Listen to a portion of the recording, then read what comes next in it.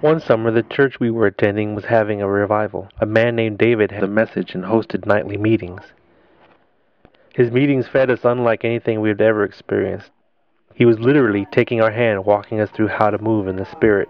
It was an amazing time, and I grew tremendously from the experience, and my walk with Jesus has never been the same. It was during that revival that my spiritual eyes were opened, and the things I have seen since defy explanation. It was during this conference we personally experienced God's blessing. It was Monday after work, and a low fuel light came on in our car. We were low on cash, and I didn't get paid until Wednesday. This meant that we had about 2 gallons of gas left in the tank, which would provide us about 40 more miles of driving on average. However, to drive to church and back was about 15 miles, and to drive back and forth to work was almost 50 miles. This meant that each day I would be driving a total of at least 65 miles a day before there would be any money in the bank. I knew the car was going to be dead in the water unless we got gas. We also knew that God wanted us to go to the revival, so we prayed that God would show up.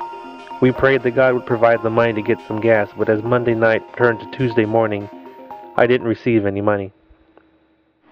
That morning, I decided to go to work and see if money would find me there. I had estimated that I had just enough gas to get to work, but not enough to get home. I worked the entire day and no one brought me any money. Feeling a little discouraged, I sat in the car at the end of the day praying to God that He would do something. After waiting and praying and not receiving an answer, I decided to drive home as far as I could get and see what happened when I ran out of gas. I thought maybe God wanted to give me money from someone who would take pity on me broken down on the side of the road. I drove with one eye on the road and one eye on the gas gauge. To my amazement, I made it all the way home. I looked at the gas gauge. The needle hung low, sitting on the top side of the white dash, right where it started, 2 days ago when the low fuel light came on. I went inside and ate a quick dinner. My wife and I spoke about the car and what I had noticed about the fuel gauge. We decided that God must be doing something. We put our trust in Him and we left for the revival. We drove to church and back home that night and the needle never moved. Our gas guzzler stopped guzzling. Wednesday morning my paycheck had arrived in the bank and the first thing I did was fill up the car. The fuel gauge still had not moved even after all that driving.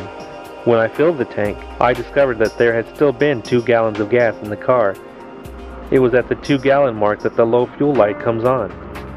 That whole time while I was looking for money to buy gas, God was constantly putting gas in my tank for me.